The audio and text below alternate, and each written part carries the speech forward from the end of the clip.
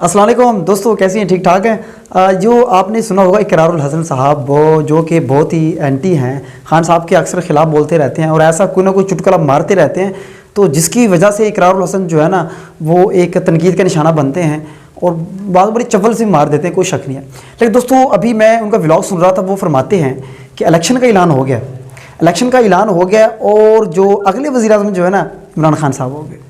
तो हो ये बात उन्होंने बड़ी वसूख से, मतलब एक बड़े इत्मीनान के साथ कही और कहा कि मैंने जितने भी सर्वे किए हैं, मैंने जहाँ भी लोगों को देखा है, हर जगह जो मैंने देखा है, इस वक्त जो है ना खान साहब, इमरान खान साहब जो है ना पाकिस्तान के सियासी तारीख के सबसे मकबूल तरीन लीडर हैं। तो बड़ी बात है जनाब। तो बात यह है, बड़ी खुशी हुई, इलेक्शन का ऐलान हो गया, 8 फरवरी को इलेक्शन होंगे और बड़ी ज़बरदस्त बात थी।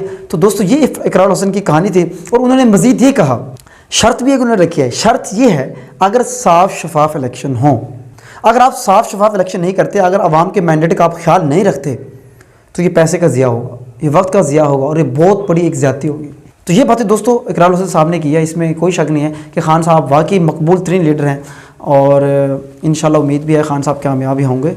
और लेकिन उन्होंने ये भी मज़ीद कहा कि इस वक्त जो हालात नज़र आ रहे हैं, उसको हो सकता है कि खान साहब को मौका ना दिया जाए, उनको ना बनने दिया जाए, उनको लेवल प्लेइंग फील्ड ना दी जाए। तो खैर दोस्तों बड़ी बात ही, कोई भी सहाफ़ी जो है ना किसी वक्त भी पलट सकता है।